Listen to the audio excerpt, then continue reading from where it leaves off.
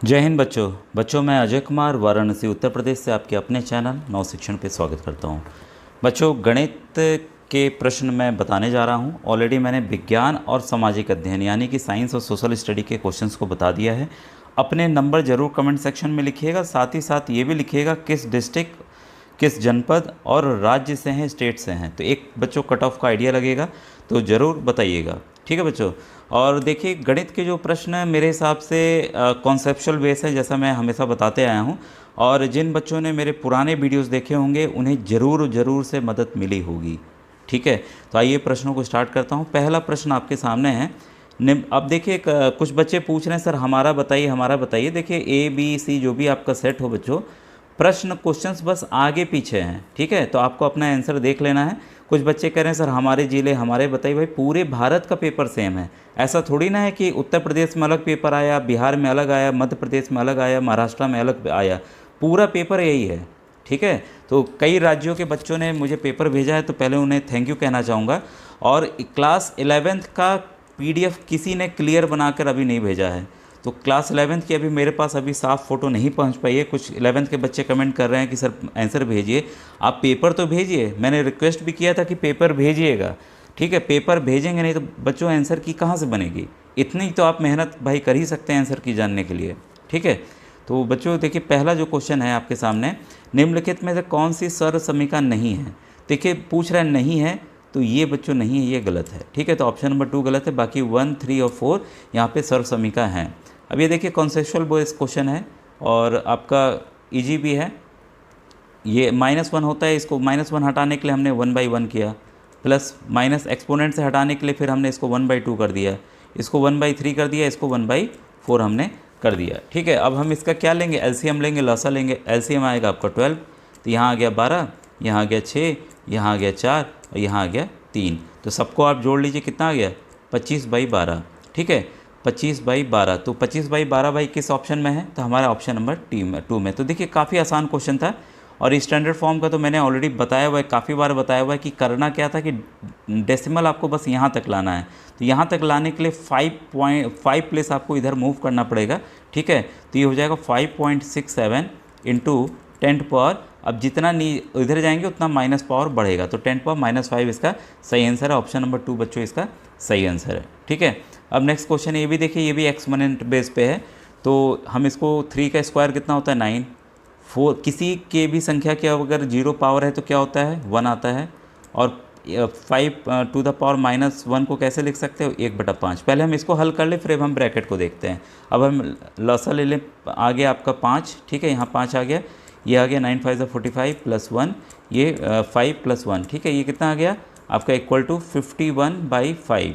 अब इसके ऊपर क्या है -1 है, इसके ऊपर -1 है, तो -1 है, इसको हमें रेसिप्रोकल कर देना है, इसको पलट देना है, व्युत्क्रम कर देना है, तो हो जाएगा 5/51। ठीक है, तो किस ऑप्शन में, ऑप्शन नंबर 2 में है। तो ये काफ़ी आसान ये भी प्रश्न था। अब ये वाला प्रश्न देखिए, ये यूनिटरी मेथड पे है बच्चों। यदि कागज़ की 15 सीटों का भार 75 ग्राम है तो 1.5 किलोग्राम भार में कितनी सीटें होंगी। भाई 75 ग्राम में 15 सीट आती है। ठीक है, तो बस हमें क्या करना था, इसको ग्राम में बदलना था। तो 1000 से हम गुणा करेंगे तो कितना हो जाएगा 1500 ग्राम में कितनी सीट होगी 15/75 गुणे 1500, 1500। ठीक है, तो 15 1 15, 15 5 75, 5 1 5, 5 3 15, 00, कितना आंसर आ गया 300। ठीक है, तो इसका ऑप्शन नंबर 4 बच्चों यहाँ पर सही है। ठीक है, अब क्वेश्चन नंबर 6 देखें। क्वेश्चन 6 का बच्चों जो ऑप्शन नंबर 3 है, ठीक है, वो सही है। तो ये भी कॉन्सेप्ट बेस्ड क्वेश्चन था। अब आइए नेक्स्ट क्वेश्चन पर बढ़ें। देखिए क्वेश्चन 7 सिंपल है, हमें 2/5 का प्रतिलोम बनाना ही आती है, रेसिप्रोकल बताना। भाई 2/5 है, इसका रेसिप्रोकल कितना होगा, इसको पलट दीजिए बस 5/2। ठीक है, तो काफ़ी आसान था। तो ये आपका ऑप्शन नंबर 4 इसका बच्चों सही है। ठीक है, अब नेक्स्ट क्वेश्चन आइए देखें। क्वेश्चन नंबर 8 है आपके सामने, product of multiplicative identity and additive identity of a non zero real number is, तो ये होगा बच्चों 0। ऑप्शन नंबर 2 इसका सही है। फिर है which of the following is not correct for natural number, यानी कि प्राकृतिक संख्याओं के लिए कौन सा सही नहीं है। तो बच्चों देखिए, अगर आप देखे होंगे a + b = b + a, कोई भी संख्या डाल के देख सकते हैं। इसमें जो ऑप्शन नंबर 3 है वो बच्चों इसका आंसर होगा। तो बच्चे ने मेरे ख्याल से सभी सही किए हुए हैं। तो बच्चों ये क्योंकि एक रेगुलर पॉलीगन है यानी कि सम बहुभुज है, ठीक है, तो इसका साइड निकालने का क्या है formula, side is equal to हो जाएगा कि 360 डिग्री भाई एक पूरे उसमें होता है, ठीक है, बटे एक्सटीरियर एंगल जो कि उसकी बहिष्कोण है तो 12 डिग्री है, तो इसको काट दीजिए, 12 थ्री कितना आ गया 30। तो इसका आंसर जो है ऑप्शन नंबर बच्चों 3 होगा, ठीक है। क्वेश्चन नंबर 11 है, क्वेश्चन 11 है निम्नलिखित में से कौन सी एक घटना की प्रयेकता नहीं हो सकती। तो देखिए बच्चों, कभी भी प्रोबेबिलिटी या प्रयेकता 1 से ज़्यादा नहीं होती है, ठीक है। तो यहाँ पे जितने भी केसेस हैं सभी में आप फ्रैक्शन में पाएंगे, मतलब 1 से छोटा पाएंगे। जैसे पॉइंट वाला है, देखिए परसेंटेज हमने हटाया, ठीक है, तो नीचे क्या आ गया 100 आ गया, ठीक है, तो ऑलरेडी ये 1 से भी छोटा हो गया। तो यहाँ पर क्या है, ये 1 से बड़ा है, तो यहाँ पर ऑप्शन नंबर 4 बच्चों सही है। तो इसलिए देखिए कॉन्सेप्चुअल क्वेश्चन था, कंफ्यूज करने के लिए था, तो ये तो आप एलसीएम मेरे ख्याल से निकाल लेंगे, इसमें समस्या नहीं होनी चाहिए आपको। तो इसका जो आंसर है ये बच्चों एलसीएम है, ये तो सिंपल है, आप निकाल लेंगे। ऐसे करके 2 से काटेंगे तो कितना आएगा 54 आएगा, ये 135 ऐसे ही रहेगा और ये हो जाएगा आपका 81, ठीक है।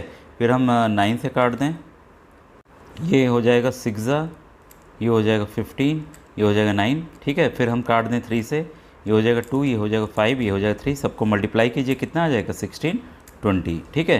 तो इसका ऑप्शन नंबर 1 बच्चों सही है।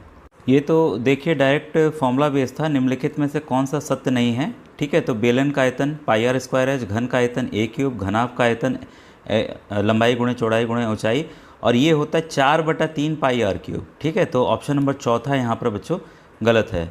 अब ये देखिए, ये है a⁴ माइनस b⁴, तो ये इसके बराबर कौन सा होगा ये हमें बताना है। इसको देखिए हम 2 पार्ट में ऐसे कर सकते हैं, a² का होल स्क्वायर माइनस b² का होल स्क्वायर, ठीक है। अब a² b² के फॉर्मूला में हो गया, तो a + b, ठीक है, और a माइनस बी, तो अंदर वाली चीज़ें a और इसको b मान लेंगे। अब ये फिर से क्या हो जाएगा a + b, a - b और a² + b², तो ये किस ऑप्शन में, ऑप्शन नंबर 4 में है, तो ये भी सिंपल था। अब which of the following is true, तो ये देखिए आपको भाग आता है तो आपको पता होगा, इसमें आप आसानी से कर लेंगे।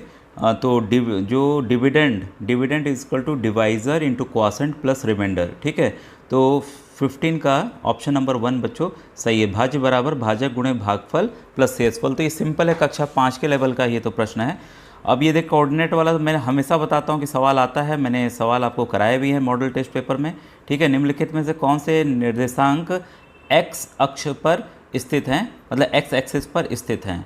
तो एक्स एक्सिस की बात हो रही है, तो पहला पॉइंट जो होता है वो हमेशा x को रिप्रेजेंट करता है 2 और दूसरा 0, तो मान लीजिए 2 और 0 क्या है, तो x एक्सिस पे यही तो रिप्रेजेंट करेगा, ठीक है। तो 16 का आपका ऑप्शन नंबर 1 बच्चों सही है। इस बच्चे का देख रहे हैं सभी सही हैं, ठीक है।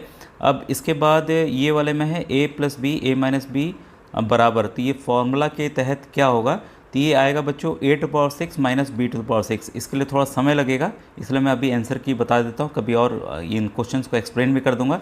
अब ये देखिए हमें क्या करना है, यहाँ मल्टीप्लाई करना है 99.5 और 100.5, ठीक है। तो इसको देखिए आपको असली में ना गुणा करके शॉर्टकट से कर लेते, 100 - 0.5, ठीक है, और इसको फिर से ब्रैकेट इंटू कर लें या ब्रैकेट में ले लें, 100 + 0.5, ठीक है, ये हम कर लें। तो ये देखिए सेम किसका है, आपका a² माइनस b² वाला फॉर्मूला ही तो है, a + b और a - b, ठीक है। तो इसको हम स्क्वायर फॉर्म में कर लें, a² माइनस b², तो ये आ जाएगा आपका 10,000 माइनस 0.25, ठीक है, माइनस करेंगे तो 999.75।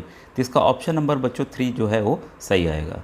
इसमें बच्चों जो 19 क्वेश्चन है उसमें ऑप्शन नंबर 2 आपका जो है वो सही है, a का 4 है, b का 1 है, c का 2 है और d का 3 है, ठीक है। क्वेश्चन नंबर 20 जो है आपका इसमें sum of the interior angle of a regular decagon 10 sided figure, ठीक है, वो आएगा आपका 1440, ऑप्शन नंबर 2 इसका सही है, ठीक है। यदि किसी घन के केवल एक किनारे को दोगुना कर दिया जाए, घन भाई एक किनारा मतलब सभी किनारा, वो तो बराबर ही होता है, तो इसका पृष्ठीय क्षेत्रफल कितना गुना हो जाएगा, तो पृष्ठीय जो क्षेत्रफल होता है इसको कर दिया गया दोगुना, ठीक है। तो x था तो इसका दोगुना कर दिया गया, अब देखिए, आपको पता है सरफेस एरिया फॉर्मूला होता है 6a², ठीक है, 6 गुणे भुजा का स्क्वायर, ठीक है। अब भुजा क्या हो गई, भुजा आपकी दोगुनी हो गई भाई, ए मान लेते हैं इसको, 2a हो गई, ठीक है। तो नया सरफेस एरिया क्या होगा, 2a का होल स्क्वायर, ठीक है। यानी कि इसको अब 2 का स्क्वायर करेंगे कितना होगा, 4 गुना, तो 4 गुना अपने ओरिजिनल वाले का हो जाएगा, ठीक है। तो इसलिए इसका ऑप्शन नंबर तीसरा बच्चों सही है। तो ये भी काफ़ी आसान प्रश्न था। फिर है आपका the value of the expression for x equal y equal to इतना है, कुछ नहीं करना था, इसमें हमें मान पुट कर देना है। x का मान 1 और y का मान 2, तो 1 गुणे 2 प्लस 1 का स्क्वायर प्लस 2 का स्क्वायर, ठीक है। तो ये 2 हो गया, ये 1 हो गया, ये 4 हो गया, 4 और ये 2 6 और 1 7, ठीक है। तो इसका ऑप्शन नंबर बच्चों चौथा सही है, 7 आएगा। भाई एक क्वेश्चन नंबर 23 देखें। क्वेश्चन 23 भी बच्चों बस इसी पे आपको करना था। ये देखिए 2 बार है 3.5, तो इसका स्क्वायर हमने ले लिया, 2.5 का स्क्वायर हमने ले लिया, ठीक है। और यहाँ पे 2.25 का हमने स्क्वायर ले लिया और यहाँ पे 1.75 का हमने स्क्वायर ले लिया, ठीक है। तो a square minus b square, इसी तर्ज पे आपको a प्लस बी और a माइनस बी आपको करेंगे ब्रैकेट में, तो काफ़ी आसान हो जाएगा, ठीक है। तो ये दोनों का अगर ऊपर कर लेते हैं तो ऊपर की तरफ बच्चों 3.5 प्लस 2.5 और 3.5 माइनस 2.5 अगर आप करते हैं तो वो तो आपका 1 आ जाएगा, ये आपका 6 आ जाएगा, ठीक है। तो 6/4 गुणे 0.5, ठीक है। तो ये कितना हो जाएगा, गुणा करेंगे तो 2 आ जाएगा, तो इसको काट दीजिए, कितना आ जाएगा आंसर, 3 आ जाएगा, ठीक है। तो इसका बच्चों ऑप्शन नंबर 4 जो है वो सही है, ठीक है। इसके बाद है आपका एक 4 अंकीय संख्या 1357 3 का गुणज है। भाई 3 से मल्टीप्लाई करेंगे तो इसका 3 का अधिकतम नाम, देखिए सिंपल, ये नवोदय टाइप प्रश्न है कक्षा 5 का। आपको पता है कि 3 से डिविजिबिलिटी रूल हमारी क्या कहती है कि नंबर का प्लस जो होता है वो 3 से डिविजिबल होगा, ठीक है। तो ये इसको प्लस कर लें हम 8 और ये 9। ये बोल रहा है कि x की वैल्यू मिनिमम नहीं मैक्सिमम होना चाहिए, ठीक है। तो x की वैल्यू ये y की वैल्यू मैक्सिमम क्या हो सकती है, मतलब कौन सा नंबर आ सकता है, मतलब 1 से 9 तक नंबर आ सकता है, और वो हमें नंबर जानना है जो कि यहाँ पर अगर हम 9 में प्लस करें वो 3 से डिविजिबल हो जाए, ठीक है। तो देखिए अगर हम यहाँ पर अगर 9 लेते हैं, ठीक है, 9 + 9 कितना होता है 18, ठीक है। तो वो नंबर हमें मिल गया है, वो है आपका 9। तो जैसे इस बच्चे ने यहाँ 6 लगाया है, देखिए 6 अगर करते तो 15 आएगा, ठीक है। अगर 9 में अगर हम 9 जोड़ते हैं तो क्या आएगा, 18 आएगा, जो कि 3 से डिविजिबल है, ठीक है। तो आप 1359 को अगर हम 3 से डिवाइड करते हैं, हमें मैक्सिमम वैल्यू चाहिए थी नंबर की, ठीक है। तो आपका हो गया 3 4 = 12, फिर 3 5 = 15, 9 आया तो 3 3 = 9, तो देख, ठीक है। तो इसका ऑप्शन नंबर 1 बच्चों सही है। ये तो बच्चों ये क्वेश्चन सिंपल है, निम्नलिखित संख्याओं में से कौन सा पूर्ण घन है, यानी कि परफेक्ट क्यूब है। भाई 8 और 1000 को आप अलग कर लीजिए, ठीक है। 8 को कैसे लिख सकते हैं, 2 का घन, और 1000 को कैसे लिख सकते हैं, 10 का घन, ठीक है। इसका हमें क्या निकालना है, परफेक्ट क्यूब पूछ रहा है, ठीक है। तो परफेक्ट क्यूब हमारा क्या है, ऑप्शन नंबर 2 ही है, ठीक है। तो ये आप जान गए आसानी से कि इसका आंसर क्यों होगा। एक स्मार्ट वॉच का अंकित मूल्य 12,000 है, छूट के बाद एक ऑनलाइन वेबसाइट इसे 1800 मूल्य में बेचती है, तो वेबसाइट पर दी गई छूट कितनी है। तो ये देखिए MRP 12,000 है और उसको बेचा गया 1800 में, भाई कितने का डिस्काउंट मिल गया, घटा दीजिए 1800, इसमें से कितना आ जाएगा आपका, 1 मिनट इसको पेज सही कर लूँ, ये आ जाएगा आपका 1800 घटाएंगे तो ये आ जाएगा आपका 10,200, ठीक है। 10,200 का तो कितना डिस्काउंट है, तो डिस्काउंट बटे जो अंकित मूल्य हो गया, ठीक है, काफ़ी लंबा डिस्काउंट हो गया, गुणे 100, कट्टम कुट्टा खेल लीजिए, आ जाएगा आपका 85%। तो ऑप्शन नंबर 4 बच्चों इसका सही है, ठीक है। फिर है एक संख्या को 100% बढ़ा देने से नई संख्या बनती है, ठीक है, और नई संख्या का 25% नई संख्या से घटा दिया जाता है, तो शेष संख्या मूल संख्या की कितनी गुनी होगी। तो देखिए संख्या हमने मान लिया, जो संख्या है वो है 100, ठीक है। तो संख्या क्या हो गई, 100% बढ़ा दें, भाई 100% का बढ़ाएंगे तो मतलब उसका पूरा 2 गुना बढ़ा देंगे, तो कितनी जो नई संख्या क्या हो गई, वो 200 हो गई। तो उसका 25% हम निकाल लें भाई, 200 का 25% कितना होगा आपका, 0 ये 50 रुपये। 50 रुपये जो है नई संख्या जो बनी उससे घटा दिया गया, तो कितना आ गया, 150 हो गया।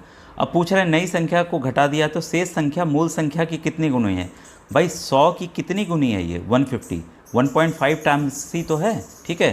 तो इसका बच्चों ऑप्शन नंबर तीसरा जो है वो सही है। ठीक है, इसके बाद है 64,000 की कीमत वाले एक मोबाइल का अवमूल्यन 25% प्रति वर्ष की दर से हो रहा है, 3 वर्ष के 50 की कीमत क्या होगी। ठीक है, तो ये तो बच्चों जानते होंगे, ये वाला फॉर्मूला मैंने बताया हुआ है आपको। इसका बच्चों सही आंसर आएगा 27,000, ऑप्शन नंबर 2 सही है। Which of the following is not a 3D shape, तो 3D शेप इसमें से कौन सा नहीं है, तो सर्किल नहीं है, ये वृत्त नहीं बच्चों, तो इसका ऑप्शन नंबर 1 जो है वो सही है, बाकी सभी जो हैं 3D शेप हैं। इसके बाद है the diagonal of a rhombus are 12 and 6 centimetre, the area of the rhombus, तो इसका फॉर्मूला डायरेक्ट है। फॉर्मूला है बच्चों, ये कई बार मैंने वीडियोस में बताया भी हुआ है, एरिया ऑफ रोम्बस जो होता है D1 इंटू D2/2। ठीक है, तो 12 गुणे 6/2। ठीक है, इसको काट दें, कितना आ गया आपका 36। ठीक है, इसका आंसर साफ साफ हमें पता चल गया, ऑप्शन नंबर 1 है। बच्चों आपके कितने नंबर आ रहे हैं मैथ्स में से 30 में से, और ये 30 क्वेश्चंस काफ़ी इंपॉर्टेंट है, काफ़ी इजी भी थे, एक आध दो हार्ड भी थे। ठीक है बच्चों, तो कमेंट सेक्शन में ज़रूर बताइएगा। Thank you very much.